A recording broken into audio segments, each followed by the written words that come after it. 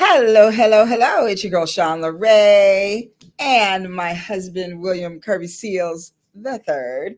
And we are back once again on this fine Wednesday with Boss Talk LA.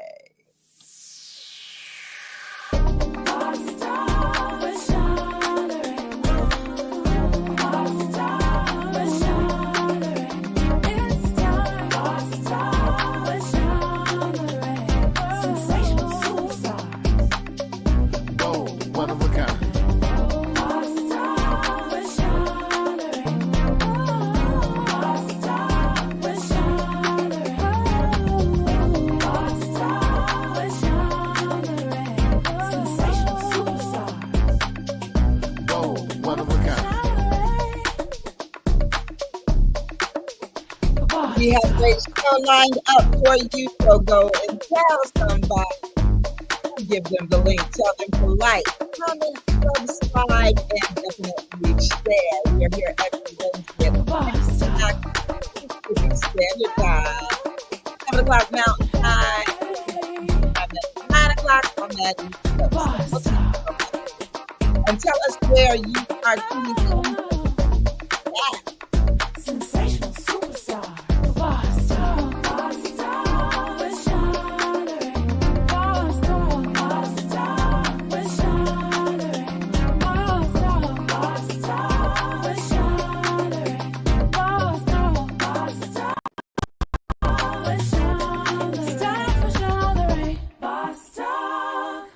Hey, hey, hey, we are here. All right, I love that song, but I didn't want to hear it again. We are live right now in Los Angeles, California. So go ahead and tell us in the chat where you're tuning in from. Y'all know it is Wednesday. That means it is Wellness Wednesday. And we are here to, oh wait, I got to take out that. Yeah, take that out. Yeah, I got to take that out. Okay, that was supposed to go in the private chat. Y'all can't know that. So anyway, we are here, and on Wellness Wednesday, we like to take a moment to just relax our mind, body, and spirit. So join in with just a minute of woosah with us. We've had was it a hectic day? It was an interesting day. It was an interesting day. Yeah. We ended up going somewhere. We had a whole bunch of other stuff to do, but we ended up staying at one place, but it was really great because we had some great conversations and met an amazing woman. And we are here now. So we want to shout out Miss Courtney. Mwah. Love you, Courtney. So let's take a deep breath. Why don't we just fill in the whole thing? Courtney Steele, the ex-wife of Richard Steele, referee Richard Steele. Well, I don't know if she wanted anybody to know that, but it's okay. I'm But anyway, retake. We're going to just take some deep breaths right now and relax a little bit. So everybody take a deep breath in, breathe in from your belly. Remember that. Hold it for just a split second before you exhale. So here we go. Breathing in. Hold on. You're very excited. Slow down. Yeah. Ready? On 3. Ready? 1, 2, 3. Breathe in. Hold it. Now release it.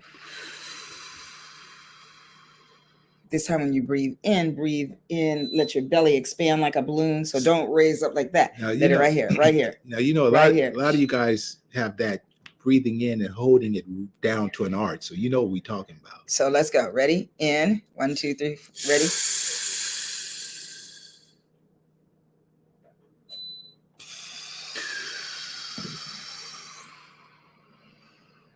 Let's do one more. Ready? Breathe in.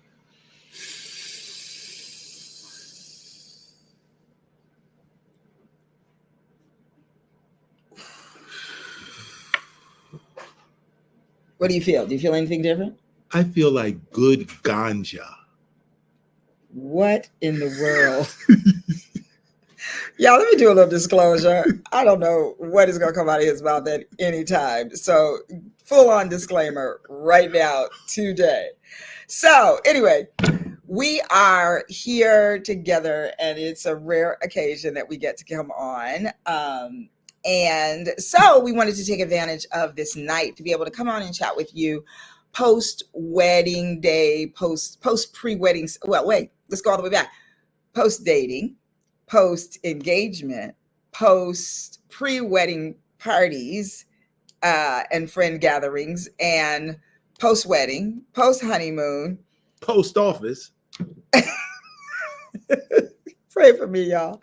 And so we want to just come back on and just sort of catch up and give you guys an update and talk a little bit about our journey and our story. So we always preface the shows with us with Black love. And we are committed to the beauty of Black love. And let's see who's out here. What's Rochelle saying? Hey, Rochelle. Roro said she's dizzy. So you guys, sometimes it'll do that to you. That tells you how powerful your breath is. She says, "We." None of that over here. Just a little good breathing. We get high off of our breath here. That's right. That's right. Thanks for tuning in, sister. How you doing? That is my amazing hair designer. Mm-hmm. Yes. She did my hair for my wedding too. So we are 2 months, right? It's been 2 months since we got married. And I'm gonna put, hold on. I'm gonna put this earbud in and hope it doesn't connect. I don't want to connect it.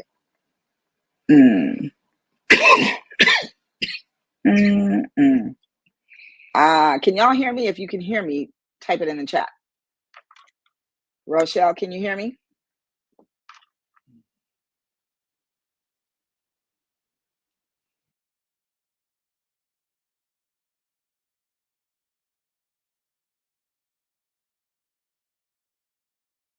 There we go. All right, we are back. So what I was saying is we're going into, well, actually going into month 3, but we got married on July 28th. So September 28th marked our, July to August, August to September. So that was our second month, our 2-month anniversary. Right. And so what are some of the things that you think are significant at this point in our journey?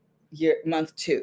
Month 2. Well, month 2 is kind of like I look at marriage, and I've been reading a book on the science of marriage. So it's kind of like a birth in a sense. So we're in the second month of our trimester, I guess that's what they call it, and we have 7 more months to be reborn again in this marriage. Okay. Yeah. Okay. I didn't know about that book, but all right. That's cool. And so I think it's always like every day is a learning experience or a learning curve. What do you think about that? Oh yeah. Fastballs, curveballs, sliders, and screwballs, knuckleballs, off speed. It's like marriage is like a baseball game. How so? You never know what kind of pitch is coming down the pipe, baby. Okay. So what kind of pitches have you had coming down the pike that were maybe took you for a loop or something like that? Well, since we've been married, nothing really. No curveballs. Basically straight ahead. Yeah, fastballs right down the middle. Yeah, I think we have sort of figured out our groove, and we're pretty much staying in that. And so I think that's what keeps us feeling like we're still on the honeymoon, right? Yeah. Yeah. And it's that's not cheese, baby. A lot of cheese on the moon. This is the one thing that drives me insane right here. This here stuff. So anyway, Mr. Moon Cheese, whatever that means. But I think we talked about before, like staying in the honeymoon phase, right, and not going into that phase where it's well, I know what she's trying to say. You have a honeymoon and a honey balloon. You don't want to be in a honey balloon because it could bust. So stay in the honeymoon phase. A full moon, when it's bright and it lights up the sky, and it's kind of like your life. It's kind of like, wow, this is the honeymoon. Full moon, baby. Okay, you do know that I don't have a poker face. So if you don't stop right now, I'm going to scream. Okay. Stop. Okay. Hallelujah. Let's see who's out there. Hi, Jeannie, baby. How are you? She says, hi, Auntie. Nice to see you, sweetie. Thanks for tuning in. How are the babies? She has two twins. Well, you can have two twins. She just has twins. That's how that works. But anyway. Okay. Can you settle down? Yeah, I'll settle down. Thank you. Whew. Okay. So anyway, one of the things that we both kind of had in common is previously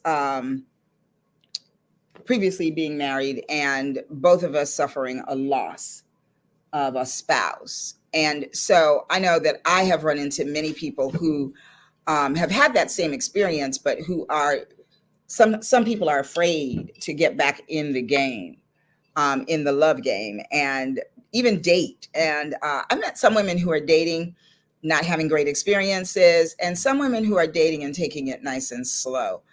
What are your thoughts about like dating after loss? I have to be serious. I'd appreciate it. Yeah. Dating after loss. Well, for me, I knew that love was always out there. It's just, do you give up or do you continue to keep your options open? So I was one that just knew that love was real, and you just have to roll the dice and see what comes up. And in your search, sometimes you meet somebody that you know is not compatible, but sometimes you hope for the best, and after a while you realize this isn't going to work, so you just move on. And that was me basically. I was in a situation where I knew it was like water and oil, but did you stay in it? Yeah, I stayed in it way. Well, I can't say I stayed in it way too long. I stayed in it long enough because the Lord had something better for me. And long as I didn't do anything to violate that relationship, even though it was bad, he gave me a hidden treasure, which is you. So, yeah. Thank you. You're welcome. Yeah, but no, I guess, yeah, there are people who maybe will be in something and it not be a good situation or not be working. And after having a loss like that and finding themselves in a situation and it not working, then that could shut them down and then they would not want to go any further. And so I do, I have to commend you for being willing to try again, even though that wasn't the thing. You were in a situation after loss. It wasn't working. It wasn't great, but you didn't decide that meant that love itself wasn't great or wasn't going to work. And I think that's a really good, a great place to be. Yeah. Oh, hey, look, we got a friend out here. And I will say this. I want to say hi. Hello, Jackie. Thanks for tuning in. She says, hey, you guys, how's it going? Very well, thank you. Now, Jackie has been married for 34 years to our best man. And he was on the show a few weeks ago. And also, we got to the opportunity to celebrate their 34th wedding anniversary with them. So shout out to y'all. We have to have y'all come on and talk about the journey and how to stay together and be together and still be loving and kind and friends and all of that after 34 years, because that is a beautiful thing. We aspire to that after our second month. But I do think that, there's a special it takes a special kind of thinking to get to the place where you're willing and ready to open up, because I think some people um, allow grief to take them to a place of no return. And I think in my case, I was determined from the beginning not to do that. And so I had to choose to focus on the good parts, of which there were many in my relationship.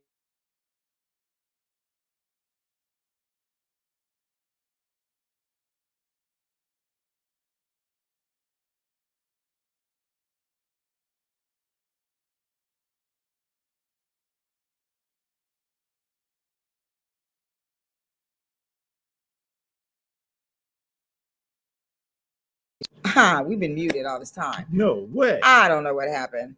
Um, Well, somebody would have let you know, wouldn't they? Hey, you guys. and it's right there. Oh. Let's see. Okay, so first let me do this. Connie, hey sis. She said, you and Mr. Seals both know how to adapt and overcome. So incredibly inspiring. Thank you so much. No, I was muted. I don't know at what moment I became muted, but thank you so much, sis, for tuning in tonight. Much love to you and the fam. I don't know if y'all heard what I said or not, but I know. Somebody let us know. Did you hear us talking? Oh, I felt like she made a comment about feel the ganja. Yeah, I was saying that when I lost Mr. Brinkley, I was determined to allow myself to love again. And it's not that I even believed or thought that that would happen. I wasn't thinking about it. I just knew that I was going to focus on the joy that I had in my life previous. And of course, don't get me wrong, like I've said before, I went through the grieving process and I went through the sadness and the hurt and the pain, but I had to be very conscious in all of that, because I also wanted to make certain that I lived my life to honor Mr. Brinkley's life. And he was full of life, full of joy, all of those things. So I wanted to continue living. I wanted to continue that legacy. And so in doing that, it really helped me with my healing process. So if you're out there and you've had a great loss, definitely honor your heart and your soul and grieve the way that you need to grieve, but also keep in mind that your spouse who loved you would not want you to stop living and stop accepting life. And a lot of times there are people who what do you think about this? There are people who think that the longer you grieve or the length of your grieving is equal to how much you loved someone. And so they shut themselves off from the world. And I don't know if you read the show notes, but in there I talk about that. Like, you have to be open. I'm sorry, go ahead. What were you going to say? Yeah, before I leave. So one of the things for me, this is just how I look at it. I could be wrong, but I think if you're in a relationship and you don't violate it in secret, if y'all know what I mean, creeping through the back door, and if you're legit all the way through the relationship, I think when you lose someone, it's easier to move on because you don't have that guilt in your mind, what you did to the person, because they don't know what you did, how you was sneaking with old Mary or old Joe or whatever it is. All that adds up with your grief. You know, that's a good point. Yeah. So if you keep your conscience clear, then when you have that loss, it's easier to move on because you don't have to grieve about, man, I wish I wouldn't have did this or did that, blah, blah, blah, blah, you know. So yeah.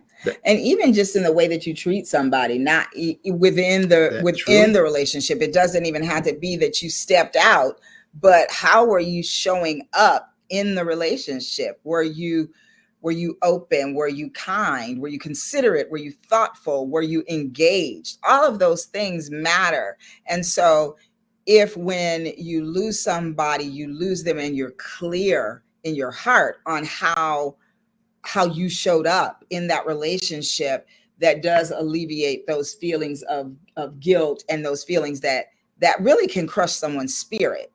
And when your spirit is crushed, you're not available to anybody and anything really outside of yourself. And I think being able to connect with someone else requires you to step outside of yourself, don't you think? Yeah, I would say, like, how could I say this? And like, say, for instance, just in a relationship and you have a breakup, and we talk about IQ or emotional quota, your emotions, how you feel about yourself, how you treat others. It all helps in your way of dealing in tough situations. If you're not, as they say, fighting fire with fire, sometimes that's not a good thing, because all you do is create a forest fire. And now the relationship is just totally toxic. Yeah, you heard the term scorching earth, right? Yeah. It's totally toxic. So you're going to take that toxicity into another relationship. When if a person was calm, cool, and collect and just realize, hey, man, this ain't for me. And you don't leave the relationship to go find somebody else. You just, hey, I got to get out of here. And then you can leave with a clear conscience, because you're not leaving that person just for another love. You just, hey, this ain't working. Or she might say, hey, I love you, but this ain't working. You're a little bit too this or that. And, maybe give a person time to really think about who they are and what they are, and maybe correct their flaws. Yeah. You've heard the term that somebody will get you ready for the next person. And I think that is true. That's definitely true. Yeah. Because what you learn, it doesn't mean that they've invested all this time in you and fixed you or anything like that. No, it has given you opportunity to experience different things, to work through different things. And so then when you come to the next person, you're presenting a different self. And of course, we recognize that in our relationship, starting out, which we didn't start out really, we didn't even want to meet one another. If you have heard our story, you know that we did not want to meet. We had a mutual friend who kept asking us if we wanted to meet one another. He was asking Billy if he wanted to meet me, and he was saying no. And he was asking me if I wanted to meet him, and I was saying no. And we got to the point where we were like, absolutely not. Now stop it. We both got a little ticky with him, but he did not give up. He persisted, and he invited me to perform spoken word with him at a Black History Month celebration on February 19th, 2023. And he invited him to the show and introduced us after. And even then we were like, No, she was like, The infamous Bill Seals. Like, Jesus Christ. I did say that. Ness, what was that guy's name? What? That movie, it's like I was what do you call it? Infamous. Like I'm some kind of shady criminal. The infamous Bill Seals. Right? Well, he went and looked up the word and saw that it wasn't that great. And but King again was persistent, because he then told me, oh, he'll walk you to your car. And in walking me to the car, it was a great conversation. It was nice and friendly. And he opened the door, which is the gentlemanly thing that he did. And then we went our separate ways. And then King said, Monday, King called me and told me that he wanted my phone number, that he asked for my phone number. And I said, okay. And he did not ask for my phone number. No. He told him, did you get her phone number? And he said, no, man, she don't want to date me. You heard what she said. And he's like, you got to get the number. And so he worked his magic, and you called me. Yeah, I did. Yeah. And then you took me on a date, and I misbehaved badly. Hey, listen, y'all. Yeah, watch the other watch a couple few shows back, and you'll see. Yeah, it wasn't that bad. Anyway, you asked me out again. I did, and here we are. Yeah, And it's good. It's great. Yeah. Indeed. Let's see who else is out here. Oh, hey there. Hey, sis. She says, hi, beautiful. Thank you, Mary Shah. Nice to see you, darling. How you doing? How's the family? Hey, the beautiful thing, during the journey of makeups and breakups and divorces and whatever, I had some children Yeah. that were, I don't know, what's the word? They were, what do you call, out of action, missing in action, right? It wasn't there. It was by my ex-wife's design to keep the kids away from me. But I prayed for them every day, literally every single day. And then when they got 18, it was a rough little relationship with my son. But now it's a whole lot better. And so my daughters kind of just opened up because girls are girls, and I guess they love their daddy. But the beauty behind it, when they met her, they came over to the house, and they text back, and they called her mom. And I'm like, wow, that's beautiful. And so they just kind of like accepted her as mom, and it was like a beautiful thing. Like the family is just back together. So yeah, I love all that. I love family. I love raising children. I love a good wife, and here she is. And yeah, my everything worked out because I think about, like I said, if you don't violate a relationship, God will give you that treasure that you desire. Because believe me, I had a lot of opportunities that came my way, and I just never would violate that trust. Even though I knew I was in a bad relationship, I wasn't gonna marry the girl, but situations happened where it became crystal clear that she exposed her true feelings, and once she did that, it was time for me to go. And the Lord opened the door, or He closed the door and opened another one, and I walked through it. Yes. Or I was pushed through it by King James. That is. It was beautiful. Hey, it's everything I always hope for in a woman. So, yeah. Thank you. You're welcome. I love that. I love that. It's true. There's so much of the time when I think you can be looking for someone and never find someone. And I think that God blesses just patience, perseverance. He blesses when you're about the business of living your life and living it well. And He just shows up, and it's like you don't expect it. And that's what happened with us. I definitely wasn't expecting you, and you showed up. And I think you have to be willing to listen, but you also have to listen to the small, still voice that is kind of speaking life into your life. And then you can kind of get to the good things. Yeah, and I'll say this while it's on my mind. So I think even the Lord sets things up even from a childhood. So my friend Kevin Michael, how we first met, and he claims I beat him up, but I don't think I did. It was just a misunderstanding.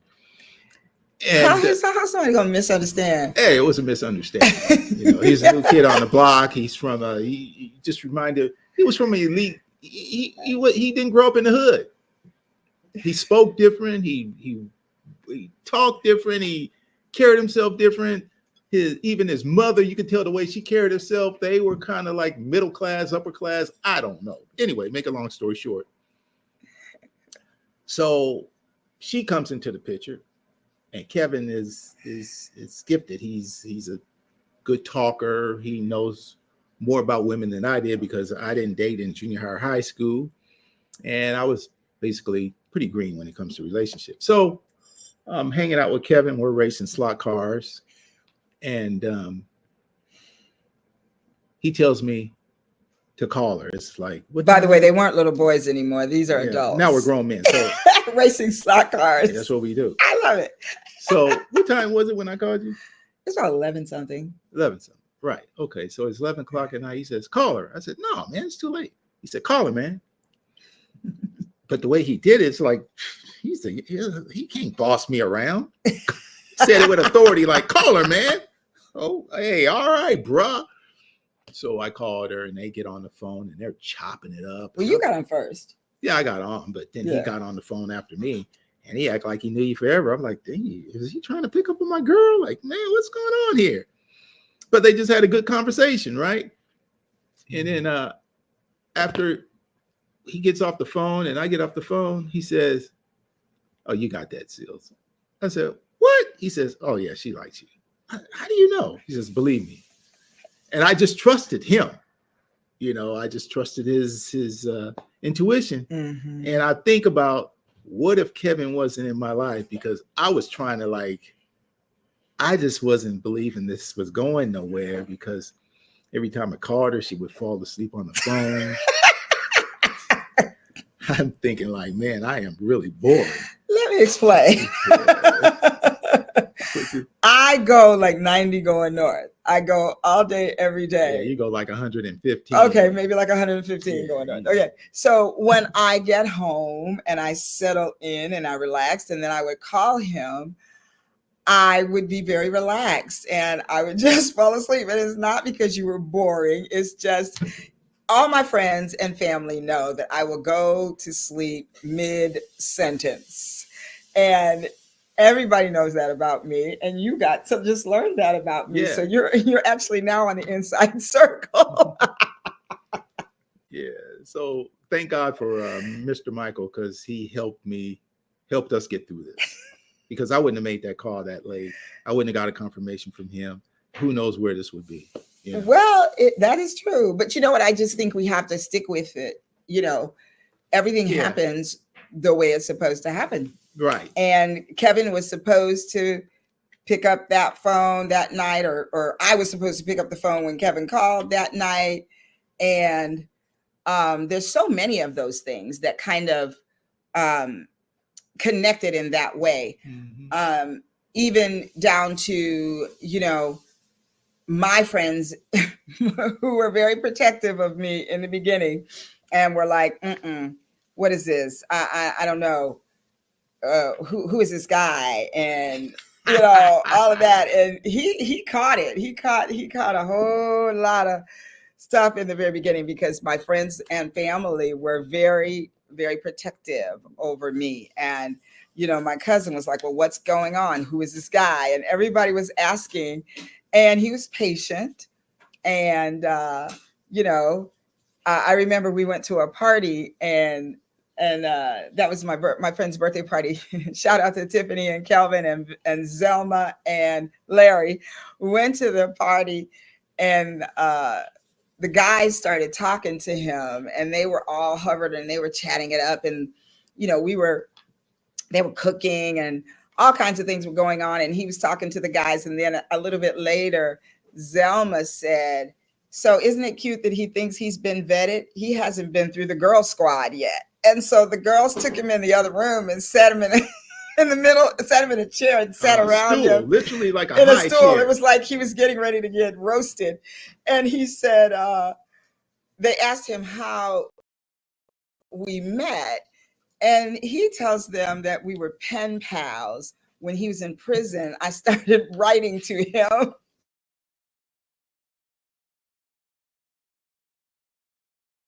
He was a chef. Because she doesn't cook. So she found that attractive. And she was just waiting for me to get out of prison because so he could come and cook for me. Right.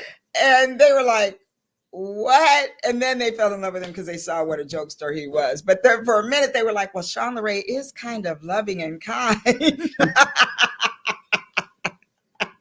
So they weren't sure, but they eventually, my friend Chantel and John were kind of like side eye, and It were, was hard to win them over. yeah, they took a minute. They was watching real close. But he made it through. Yeah, I did. And here we are. Yeah. And Chantel even said it at the wedding when she spoke, did her what is it, matron of honor speech. She said, yeah, it took her a minute to let it go, but I realized too at that time that I had to respect their need to go through their process because, you know, it was hard for them too. They had been through the grieving process with me and they just wanted to make sure that we were okay. And they said, it's moving too fast. And like you said at the wedding, we were trying to pump the brakes, but it was going downhill, speeding along. And we sped off into a really good place. Mm-hmm. I love it. So let's see what they're saying out there. Hey, Soror, Connie says, love this episode, Soror. Ah, thank you, Connie. Connie's a regular. Oh, hey, cousin. Cousin Kimmy is there. She said, hi, cousin. You guys are so cute. Congratulations. Thank you, cuz. And congratulations to you too, Missy. I've been hearing great things. I love you. Let's see. Jackie says, it's Kevin. You two are destined. You two were destined a toast to the beautiful couple. Ah, thank you. Oh, that's Kevin. Okay. Hey, Kevin. Oh. That's funny. Well, y'all, I think, you know, one of the things that I think is important to speak about, though, is that, of course, there are going to be bumps in your love story. There are going to be bumps along the road.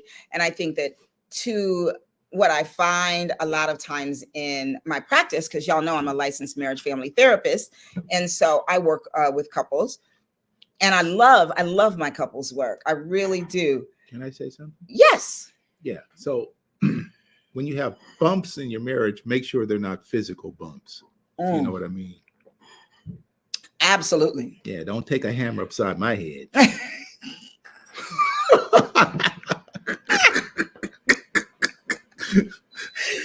You are not. I'm not violent. What do you think I'm going to hit you? I'm just letting the people know.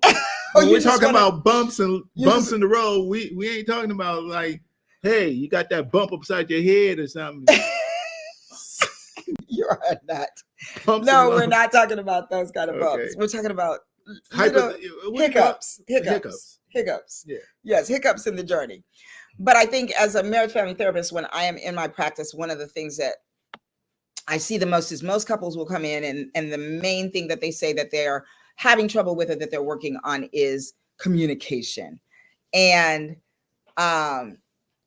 you know, I think communication is, it's code word for we're not listening because everybody is communicating. The key is, are you listening? And are you seeking understanding or are you seeking an opportunity to prove yourselves right? Mm-hmm. And I think that happens all too often. The other thing that couples have to understand and acknowledge, whether you like it or not, men and women think entirely differently. And so what might seem obvious or normal or, oh my God, you don't get that to you is not that way for your partner. Men don't understand the way that women's emotions work. Women don't understand the way that men's emotions work. And men do have emotions. They are emotional beings. They just operate and show it differently than most women do.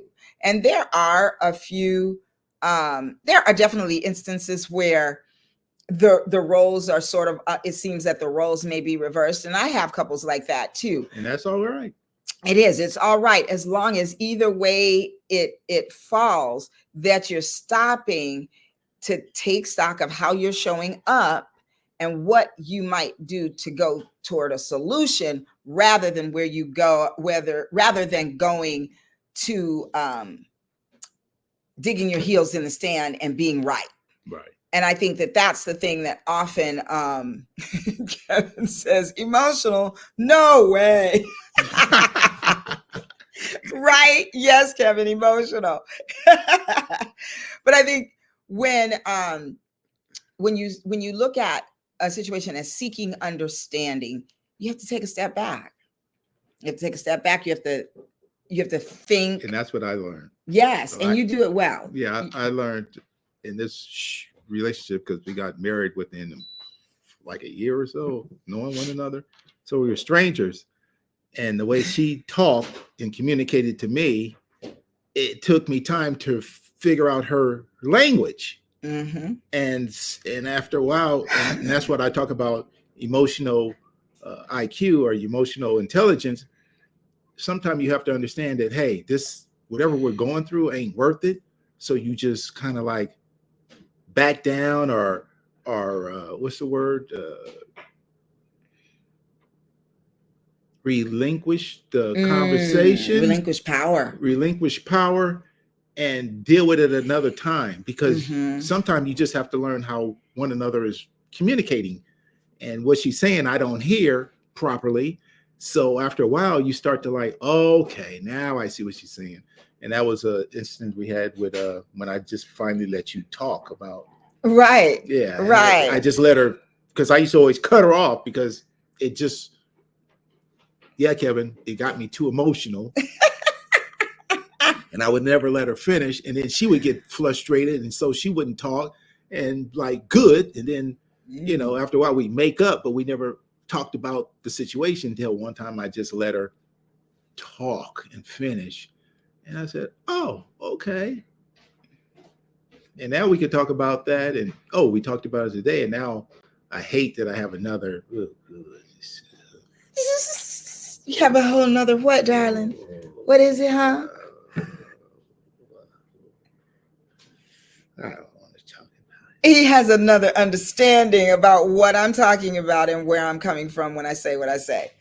And so, and sometimes, you know, it's good to talk to other. It's a higher level of lean in spiritual maturity. It's horrible. It's like, I have to just surrender. Yes, surrender is good, baby. It is. Give me sugar. I still, it's still. You know what? Sometimes what makes me really crazy is when I will say something to him, and I'll tell him, and nothing. And then one day, and I'll tell him again, nothing. And then somebody else says it, and he comes home with this great revelation. Drives me insane. And it is so hard for me not to say, wait, I told you that, da, da, da. I have to suck it in. Sometimes I can't help it, but sometimes I can be mature about it and just accept that he got there no matter how I got him there, how about this? How he got there. You planted the seed, you watered the seed, and then somebody put a little more fertilizer on it, and poof, there it was. Yeah, I guess, I mean, you say that all the time, and you're right. It's still, that's just me. I just have to, it's kind of frustrating. I mean, you know what I'm talking about. It's kind of frustrating to be like saying something and then they don't get it. And then like somebody else says it, and it's like all of a sudden, oh, revelation. And like, I've been telling you that. But anyway, that's how that goes. What's going here? I still need prayer on that one. You know what? Maybe I won't get physical, but my prayers will be I'll be pleading, begging, Lord. Well, yeah. Handle your business. Absolutely. Absolutely. Yeah. But you know, that so works. That works. So if you're out there and you are praying, brother or sister, you got to know that God will take the reins, because I have had situations where there's been something that I could not communicate to Billy, and I would just start praying about it, and then it would come, and I would just kind of smile and go, "Yeah, got it, thank you." Because I could feel the change, and then I would come home and say, "Babe, you know what? Da da da da da da." And she's like, "Oh, my prayers have been answered." I'm like, "Oh boy, she's powerful." I'm not. He is. Yeah, well, he is. Yeah, yes. He would be. Yeah, he's moving. I didn't know she was praying, but things were happening in my conscious, and then I would just blurt it out, and she's like, "Yeah, I've been praying for you." I'm like, "Wow, yep, powerful."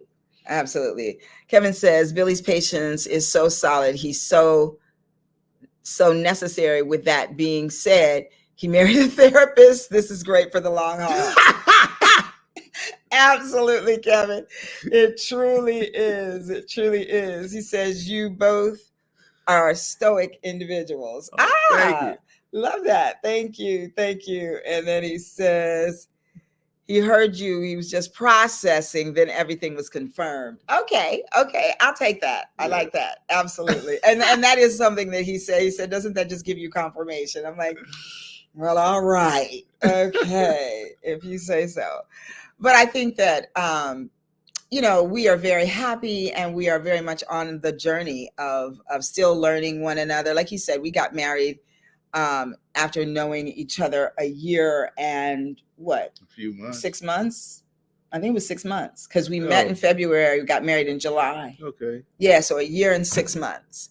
And so, that's pretty quick in terms of what, some people go through, but I think when you know, and I think we knew very early on, even though we came to the party kicking and screaming, once we got there, we kind of knew our feet were solidly planted and we took our time, even acknowledging that. And I think we had a date at, and we still, while we were dating, we were still skeptical. We weren't, nothing like blew us away. Like, oh my gosh, it wasn't sexual because she didn't know she had a handsome cat until months into the relationship.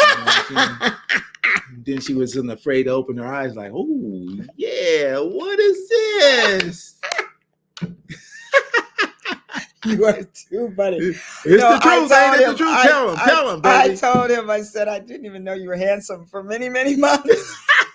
I didn't. I think I really was afraid to look at him. And then I was like, wait a minute. Oh, he's kind of good looking. I could have been a booger wolf and she would have known. What did Kevin say? Kevin said TMI. Oh, you're so funny.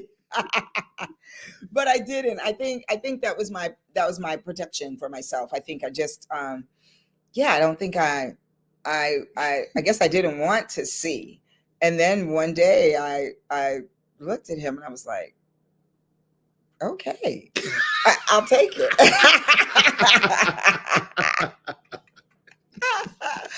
But it's funny.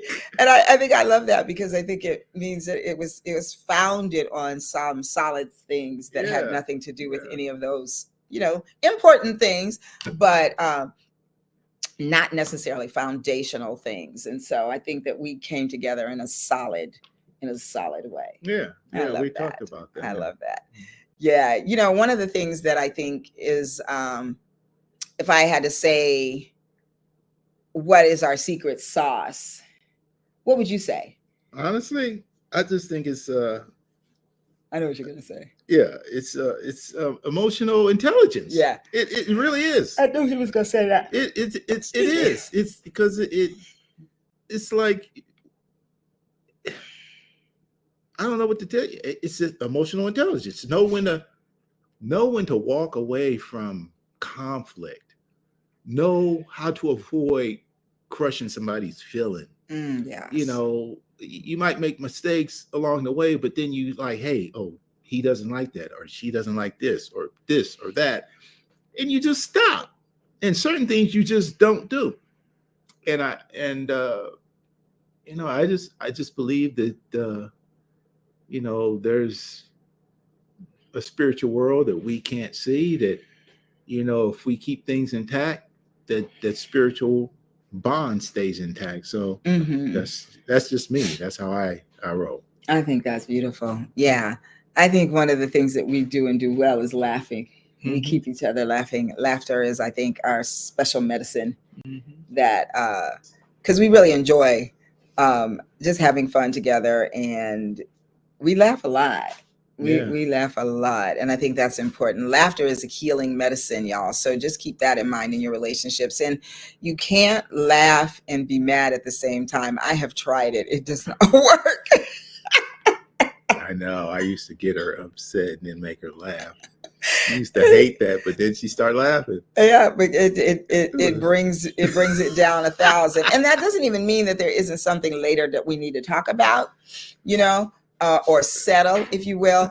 But when you go into it in a lighter fashion, in a lighter manner, then I think it allows for an easier journey through and over the bump, if you will. What did Kevin say? Overcoming objections. Yeah, that's good. That's a good one. It's so true. And so after 34 years, we are listening to your advice, my brother. Absolutely. So listen, y'all, we're going to close it down, but I always ask, I always ask my guests at the end of a show what nuggets they would want to leave the Boss Talkers with. And you're kind of a guest, kind of a co-host, but I'm going to ask you, sir, if there's anything. I know you said that emotional intelligence is the key thing to the relationship, but what other nugget would you like to leave on the topic of Black love and what forever mine looks like? Well, before I get into that, I'll say this too. And I noticed this with me, right? Because I noticed something happened just the other night, but you don't know. But like baggage, psychological baggage is there. And I could have ruined a beautiful night, but my what would you call that? My better self, I don't know what it is because I'm a different guy with her. So I take the higher road and I suppress my damaged mind, is I would say, and I just trust that everything is good. And boy, she had a rough day yesterday, and I could have really just added on to the madness, but I caught myself. She picked up on it. I think you picked up on it. Yeah, see, I know. She picked up on it, and I thank God I kind of, right? And I just became the better person, the better man, and brushed all that history aside, and then I turned out great. It certainly did. Yeah. Yeah. And I think that I notice those things. I think it's good that we both acknowledge when the other one makes the shift that's needed in the moment. Mm-hmm. And so I just want to thank you for always doing that. You do it so well. Oh, and I love you for that. Thank you. Thank you. Yeah. I would kiss her, but we're on TV. Oh, give me a kiss. Okay. Mm-hmm. Yeah. So what would I leave about Black love? Well, and also I forgot about finding love later in life, because we are people of a certain age, and we've lived a whole lot of life. I would say this for the women. I know you guys say it's hard to find a good man, but they're out there. But to find a good man, you may have to, I don't know what it is. To find a good man likes an old-fashioned woman. And a good man ain't looking to get in your panties on the first night or even the first week. A good man wants to, like, where are you at? Where's your intelligence? Where's your policies on life? What is it? What makes you? Because a man could be happy, but he wants a good woman that knows who she is. She could stand her ground, and a man will wait for you, but you just may have to change your perspective on what a guy wants, because a good man ain't wanting what you think he wants. He wants a good woman. Can you cook? Well, if you can't cook, do you clean? If you don't cook or clean, how's your personality? I mean, what else you got going? What else you got going? Do you got some intelligence? I mean, do you know how to diffuse a situation? Can you overlook his flaws? So once a man understands, like, wow, this is a good woman, because maybe he cooks and he likes to clean. Maybe he likes washing clothes. Maybe like he's the domestic guy. I don't need that. He just wants a good woman. So they're out there. You women just have to be patient and write down what you want on a piece of paper and consciously think about it. I can't say 24/7, but you need to think about what you want in a guy and he will appear. Wow. Look at that. Thank you.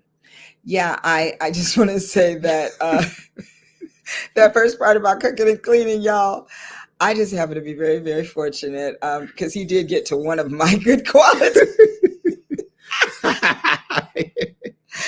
It was the third one. I have a good personality because I'm not that great of a cook and a cleaner, but I am a good team player. Would you say that? Yeah, you're a great team player. I was like, oh, okay, there I am. Yeah, because I don't mind cooking. I don't mind clean. I like cooking. I like cleaning. My mama taught me that.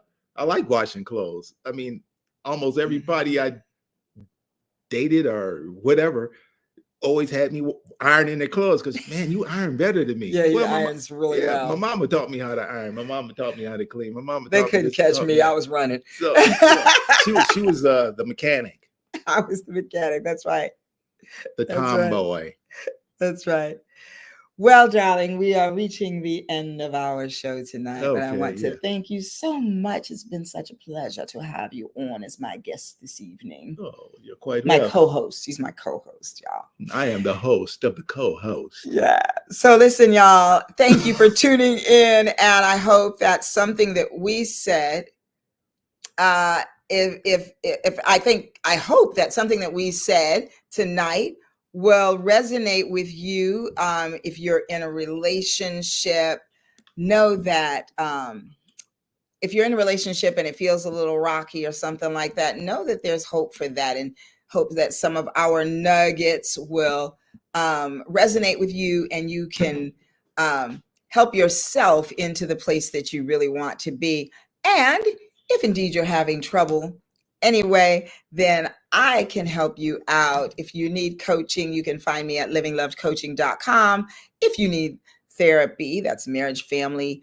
If you need couples counseling, I can be found at livinglovedhealing.org. And if not me, I have a beautiful staff that is able to help you out. We also have a male therapist now. Woot woot for that. And if you want to follow me on Instagram, it's Living Loved Healing. On Facebook, it is the same. And I have a nonprofit, the William Joseph Brinkley Center for Cultural Affirmation. We will be doing more programming, but right now we do have therapy available through that organization as well. And if you're interested in getting some financial planning, life insurance, and getting some advice on how to create generational wealth and family planning, then please, my wonderful husband, William Kirby Seals III. Also, if you're wanting to learn how to eat better to sustain your life, that's your guy. So next week,